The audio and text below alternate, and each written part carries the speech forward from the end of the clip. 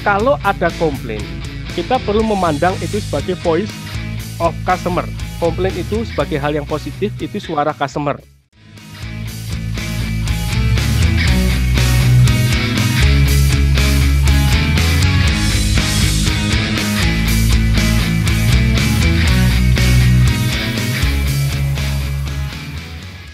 Dan pihak manajemen juga saya yakin akan menjamin bahwa kalau teman-teman menangani komplain bukan malah di SP, bukan malah dimarahin gitu ya.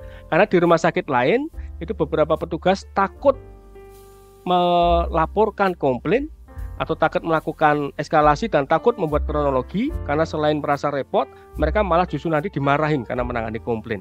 Yang pertama, saya yakin manajemen akan menjamin teman-teman nih kalau teman-teman menangani komplain tidak akan di SP gitu ya. Itu satu. Terus yang kedua, komplain itu satu hal yang positif, itu voice of customer. Jadi kalau teman-teman menangani komplain, ingat tadi segera buat kronologi, segera lakukan eskalasi, dicatat supaya nanti tidak terulang kembali.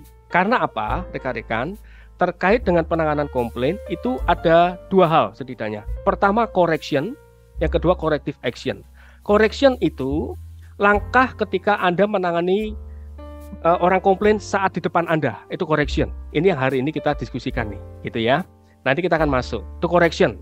Anda menghadapi pasien komplain saat itu juga, apa yang harus Anda lakukan nih, perbaiki, itu correction. Yang kedua, pihak manajemen perlu melakukan corrective action.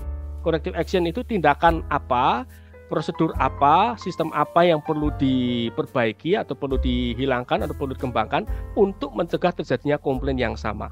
Oleh karena itu rekan-rekan, pihak manajemen itu sangat perlu laporan kronologi dari teman-teman untuk teman-teman catat ya sehingga manajemen nanti bisa memilah-milah gitu ya. Ini komplainnya masuk ranah apa, urgensinya sebagai apa, ini masuk di mana, perlu ditangani segera enggak, prosesnya gitu. Jadi teman-teman perlu lakukan pencatatan kronologi, perlu dicatat supaya tahu dan tidak terulang kembali dan bisa masuk ke tahap ketiga yaitu antisipasi. Nah berikutnya, teman-teman tidak perlu khawatir apakah itu di bawah kewenangan teman-teman apa tidak. Biasanya ditakutkan kan ada komplain tapi saya tidak ngerti Pak, di luar kewenangan saya. Teman-teman buka lagi deh yang tadi saya buatkan itu di dalam handout yang penanganan komplain secara efektif tadi. Tugas teman-teman hanya mendengarkan, menganalisa, teman-teman cek dulu apakah itu di bawah kewenangan teman-teman apa tidak. Kalau di bawah kewenangan teman-teman, selesaikan. Kalau itu di luar kewenangan teman-teman, teman-teman tinggal sampaikan kepada pasien itu kewenangannya siapa gitu ya. Ya baik Ibu, ingat 5W1H tadi ya. Ini adalah kewenangannya bagian keuangan. Nanti Ibu silakan tunggu di sini 15 menit, saya akan sampaikan ke bagian keuangan Ibu. Nah, tugas Anda selesai sampai di situ. Lalu Anda sampaikan ke keuangan, Anda buat kronologinya. Jadi sampai jelas. Jadi kalau itu di luar kewenangan Anda pun, Anda tetap harus tahu persis itu kewenangannya siapa. Jadi SOP yang perlu dibuat adalah alur komplain, saya yakin sudah ada, Anda perlu menguasai itu. Lalu kalau komplain, langkah-langkah apa yang harus Anda lakukan saat itu juga, apa yang boleh, apa yang tidak boleh.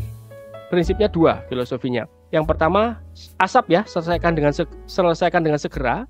Kalau bisa selesaikan di tempat Anda, minimal perasaannya dulu. Follow up, eskalasi, laporan kronologi.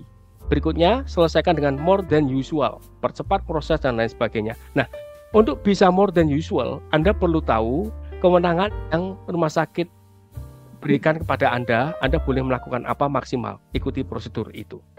Prinsipnya seperti itu. Nah, sampai di sini dulu.